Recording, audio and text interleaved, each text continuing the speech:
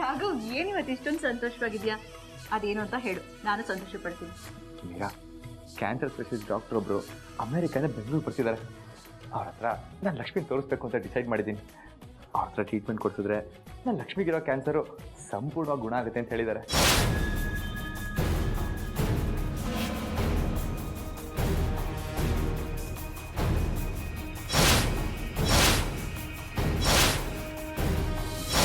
ಇಂಥ ವಿಷಯ ಕೇಳಿದ್ಮೇಲೆ ಖುಷಿ ಆಗದಲ್ಲೇ ಇರುತ್ತಾ? ಮೀರಾ ಮೀರಾ, ಏನಾಯ್ತು? ಏನಿಲ್ಲ, ನನಗೂ ತುಂಬಾ ಸಂತೋಷ ಆಗ್ತಾ ಇದೆ. ರಾಘವ್, ನೀನು ಹೇಳ್ತಾ ಇರೋದು ನಿಜನಾ? ಹೌದು ಮೀರಾ, ನಾನು ಹೇಳ್ತಿರೋದು ನಿಜ.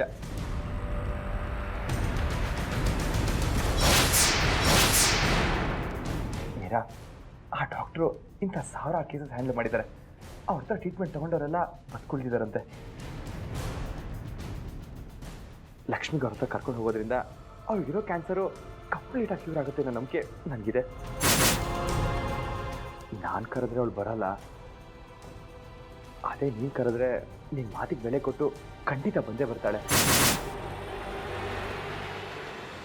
ಮೀರಾ, ನಾಳೆ ಡಾಕ್ಟರ್ ಅಪಾಯಿಂಟ್ಮೆಂಟ್ ತೊಗೊಂಡಿದ್ದೀನಿ. ಪ್ಲೀಸ್ ಮೀರಾ, ಹೇಗಾದರೂ ಮಾಡಿ ಅವ್ಳು ಕನ್ವಿನ್ಸ್ ಮಾಡಿ ಕರ್ಕೊಂಬರೋ ಜವಾಬ್ದಾರಿ ನಿಂದು. ಪ್ಲೀಸ್ ಮೀರಾ. ರಾಘವ್, ನೀನು ನನ್ನ ಹತ್ರ ಇಷ್ಟೆಲ್ಲ ಕೇಳ್ಕೋಬೇಕಾ? ಇದು ನನ್ನ ಕರ್ತವ್ಯ. ನೋಡು, ನೀನೇನು ಯೋಚನೆ ಮಾಡಬೇಡ, ಅವಳನ್ನು ಒಪ್ಸೋ ಜವಾಬ್ದಾರಿ ನಂದು. Thanks Meera, thank you so much.